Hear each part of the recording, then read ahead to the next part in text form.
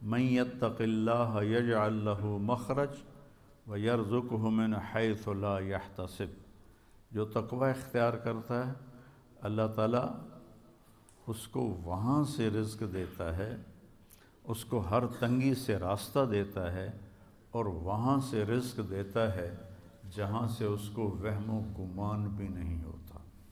حضرت مقداد رضی اللہ تعالیٰ عنہ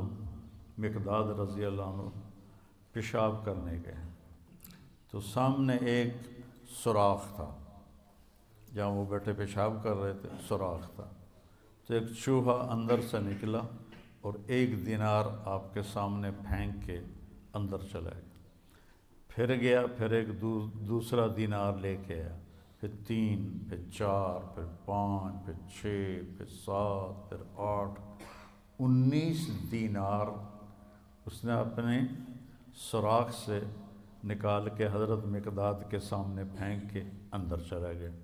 وہ بڑے بھی حیران پریشان، انہوں نے وہ اٹھائے، فارغ ہو کر آ کر اللہ کے نبی کو پیش کیے کہ یا رسول اللہ میرے ساتھ تو یہ قصہ ہوا ہے، آج چوہے نے مجھے مالدار بنا دیا۔ تو آپ نے فرمایا یہ رزق ہے جو اللہ نے تجھے عطا کیا ہے۔ پھر یہ آیت پڑھی، من یتق اللہ یجعل لہ مخرج ویرزقہ من حیث لا یحتسب۔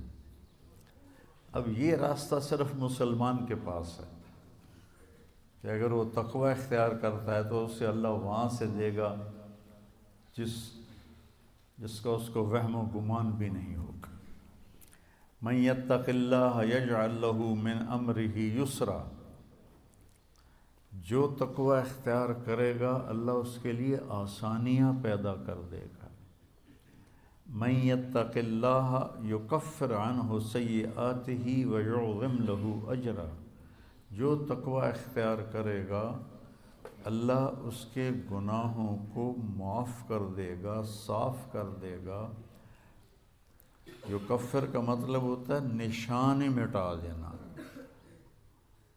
عفا کا مطلب ہوتا ہے چھپا دینا، اور تکفیر کا مطلب ہوتا ہے نشان مٹا دینا۔ اللہ ان کے گناہوں کے نشان مٹا دے گا اور ان کا اجر بہت زیادہ کر دے گا۔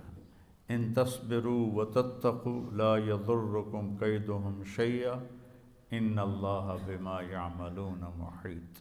تم صبر اور تقوی اختیار کرو تو دشمن کی کوئی چال تمہارے اوپر کارگر نہیں ہوگی، اللہ ان کا گھیرا ڈالے ہوئے ہے، ان کے گرد گھیرا ڈالے ہوئے ہے۔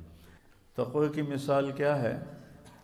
آپ کے پاس پیسے ہوں اللہ کے فضل سے تو آپ ہر چیز خرید سکتے ہیں، گھر خرید سکتے ہیں، گاڑی خرید سکتے ہیں، جائیداد بنا سکتے ہیں، سیر و تفریح کر سکتے ہیں۔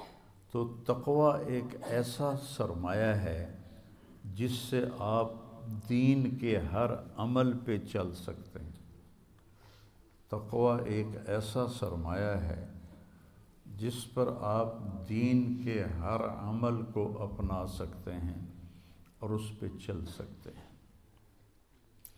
حضرت عمر نے کعب احبار سے پوچھا تقوی کیا ہے؟ چونکہ قرآن میں مختلف تعبیرات ہیں تقوی کی، تو حضرت عمر نے پوچھا، کعب احبار یہودی عالم تھے، ایمان لائے تھے، تابعی ہیں، مت تقوی؟ فرمانے لگے کبھی کانٹوں بھرے راستے پہ چلے ہو؟ سبحان اللہ۔ کہنے لگے ہاں، اور اب میں تو کانٹے ہی کانٹے تھے، کوئی سبزہ تو تھا ہی نہیں۔ تو کہنے لگے پھر کیا کرتے ہو؟ کہا میں اپنا کرتا سمیٹ لیتا ہوں، دامن سمیٹ لیتا ہوں، اور کانٹوں سے بچا کے میں آگے نکل جاتا ہوں۔ کہ بس یہ تقوی ہے کہ چاروں طرف گناہوں کے خاردار کانٹے ہیں،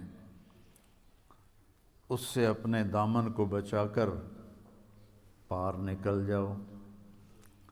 اور دوسرا کہ لوگوں کے سخت رویے ہیں، کانٹوں کی طرح چبھتے ہیں، تو روزے کا صلہ بتایا گیا ہے تقوی، کہ اس سے انسان کو تقوی حاصل ہوتا ہے، اللہ کی خشیت، اللہ سے حیا کو تقوی کہتے ہیں۔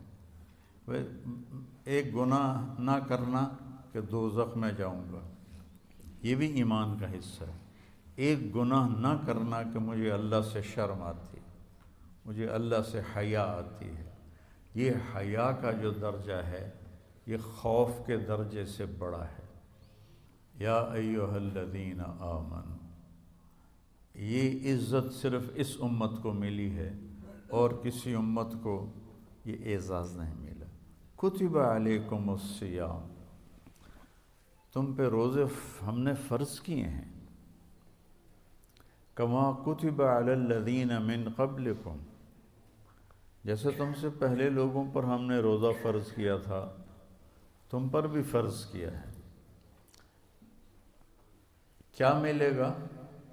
لعلکم تتقون، تمہیں تقوی ملے گا۔